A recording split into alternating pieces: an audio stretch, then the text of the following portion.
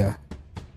Namni immoo Ammas Oromoo kan rakkoo inni Oromoo qofa bulchaa jira moo Oromoo bulchaa jira kan jedhamu sadarkaa Oromiyaatti qofa kan akkas jedhamuu danda'u.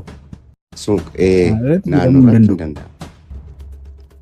Prime Minister for that matter inni paartii bilchiginnaa jedhamuu qaba. Paartiin bilchiginnaa jedhamu kun immoo sabummaatti hin amanu hinumaayyuu hin qeeqama. Baay'ee balaalessa. Waa'ee Oromoo waa'ee Amaaraa yoo kaaftee waaltaa raggat jedhameeti qeeqamta.